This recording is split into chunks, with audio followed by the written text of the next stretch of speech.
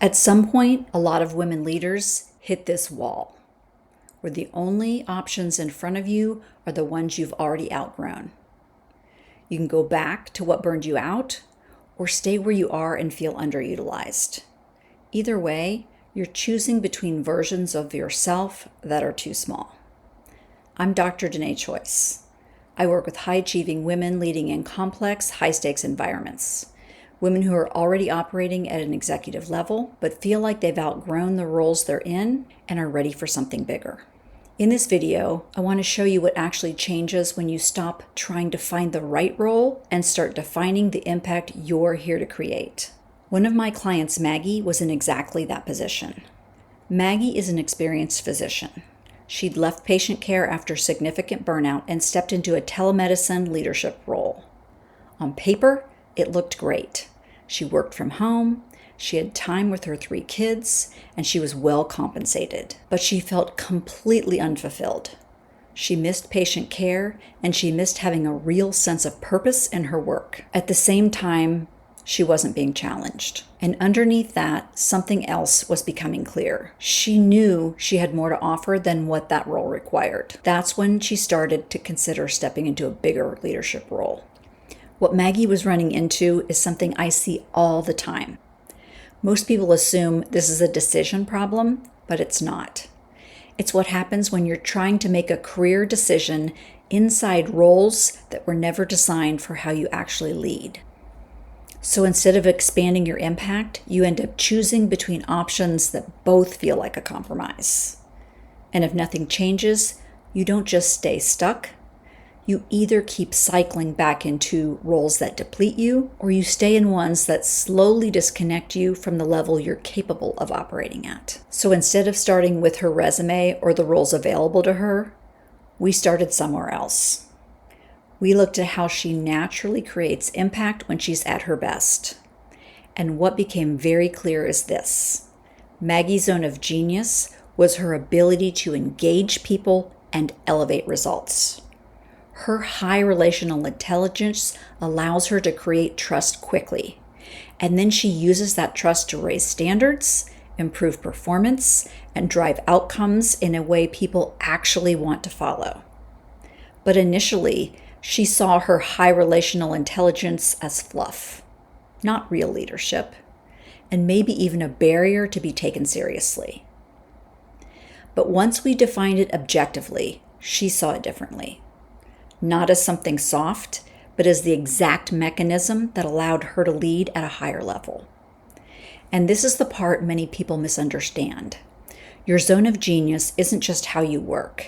It's what defines the kind of impact you're actually here to create. Once that's clear, you'll stop trying to fit into roles and you start shaping them around that impact. And that's when the question she was asking started to change. Because as long as she was asking, what job can I do?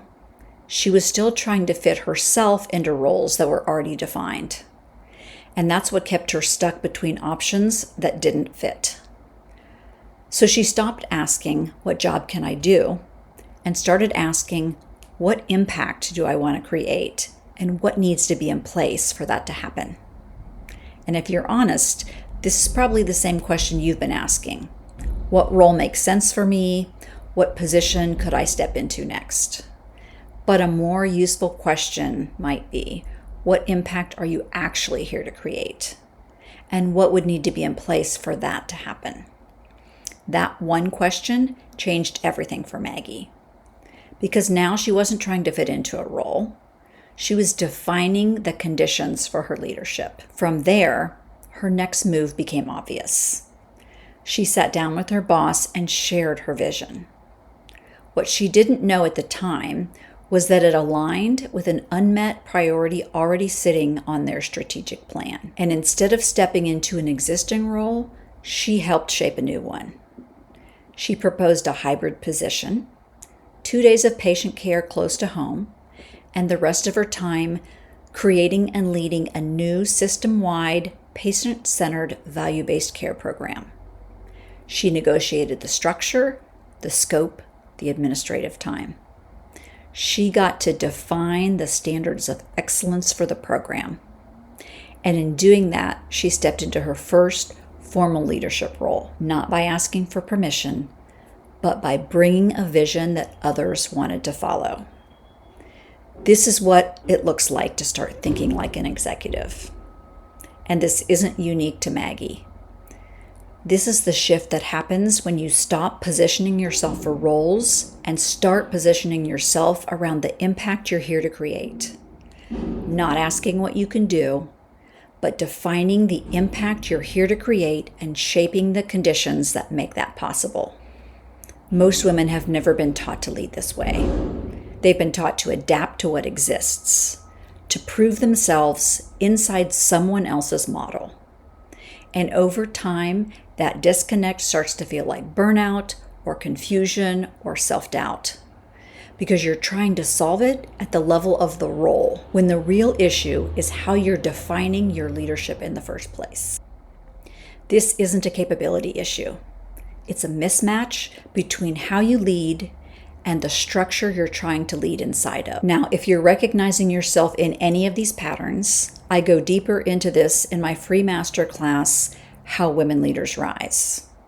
I walk through what actually shifts when you stop performing, stop over-adapting, and start leading from how you naturally create your highest and best value. You can watch it at the link below. I'll see you there.